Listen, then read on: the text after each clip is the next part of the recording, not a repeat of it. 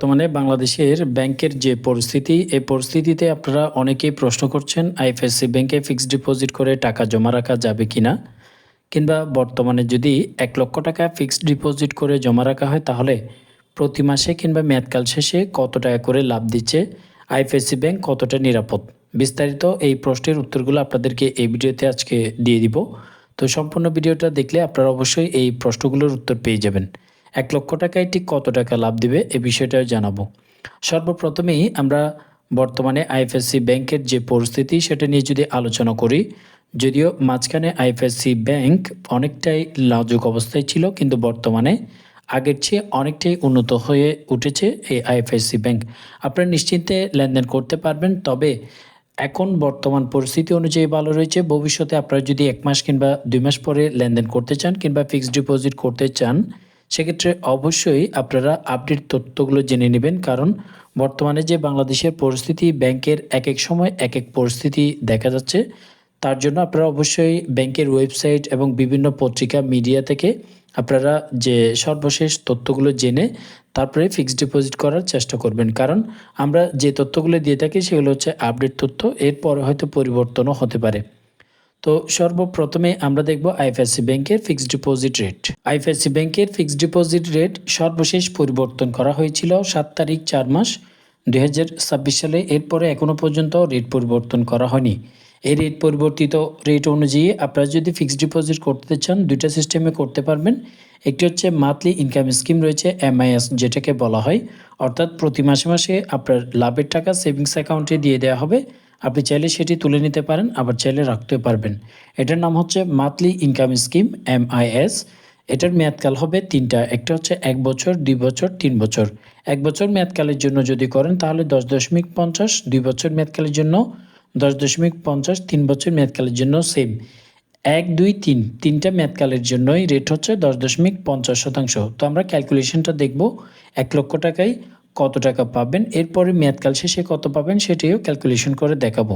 ১০.৫০% হারে যদি আপনারা লাভ নিতে চান তাহলে ১০,৫০০ টাকা, এটা হচ্ছে ১ বছরে, সম্পূর্ণ ১ বছর মেয়াদকাল শেষে আপনাকে লাভ প্রদান করা হবে। কিন্তু আপনি যদি টিন সার্টিফিকেট জমা করতে না পারেন অ্যাকাউন্ট করার সময়, তাহলে এখান থেকে অবশ্যই ১৫% সরকারি ট্যাক্স কেটে নেওয়া হবে। ট্যাক্স কেটে আপনি পাবেন ৮,৯২৫ টাকা। যারা টিন দিতে পারবেন 10% ট্যাক্স কেটে পাবেন ৯,৪৫০ টাকা। অনেকেই আছেন যারা টিন সার্টিফিকেট সম্পর্কে জানেন না।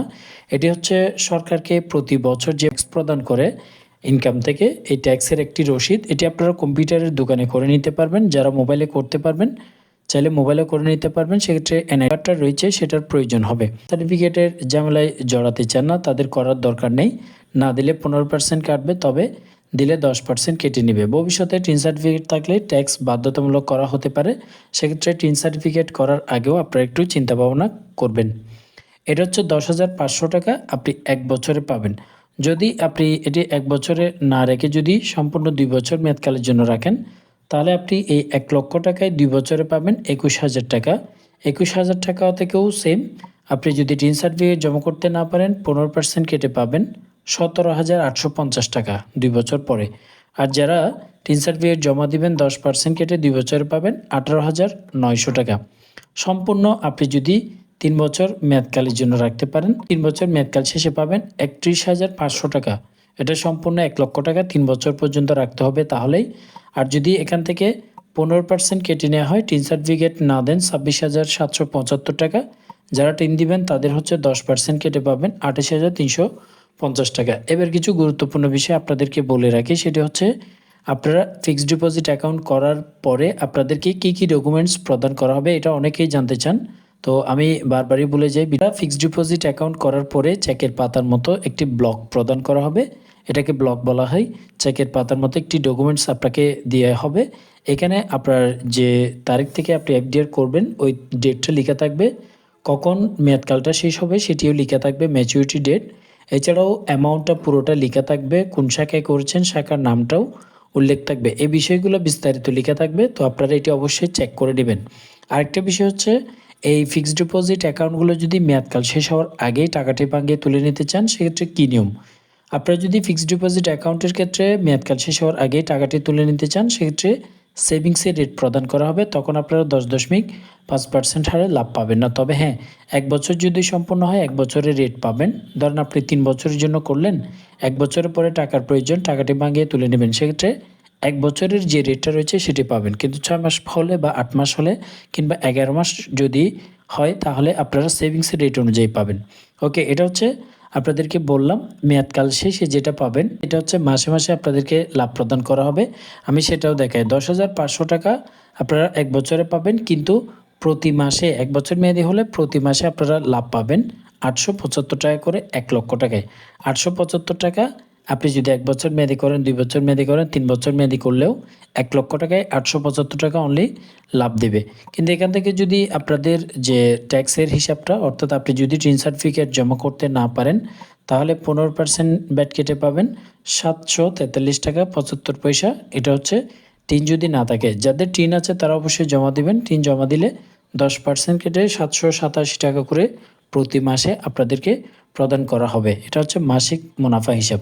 আর যারা এককালীন অনেকগুলো হিসাব রয়েছে সেগুলো যদি করতে চান করতে পারবেন। যেমন 0 থেকে 1 লক্ষ টাকা যদি হয়, আপনি 1 মাসের জন্য রাখলে 9% অর্থাৎ 9%, 3 মাসের জন্য 9%, 6 মাসের জন্য 9%, 1 বছর মেয়াদের জন্য 9, 2 এবং 3 বছর মেয়াদকালের জন্য 9% হারে আপনাদেরকে লাভ দেবে। এখানে বেশিরভাগই 9%, 1 মাস মেয়াদি 9%, 3 মাস মেয়াদি যারা করবেন তারা যদি টাকার পরিমাণ আপনার 1 থেকে 5 লক্ষ টাকা হয় তাহলে 9.25% হারে লাভ পাবেন।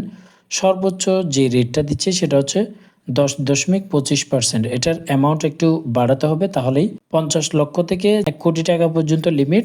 তাদের ক্ষেত্রে এটি 10.25% পাবেন যদি আপনি 6 মাস মেয়াদকালের পর্যন্ত রাখতে পারেন তাহলে। তারপরে যদি নির্দিষ্ট কোনো অ্যামাউন্ট নির্দিষ্ট মেয়াদকালের জন্য রাখতে চান সেক্ষেত্রে অবশ্যই কমেন্ট বক্সে জানাবেন। এই কমেন্টসের উপর ভিত্তি করে পরবর্তীতে ভিডিও নিয়ে আসা হবে। এতক্ষণ পর্যন্ত সাথে থাকার জন্য আপনাদের সবাইকে ধন্যবাদ।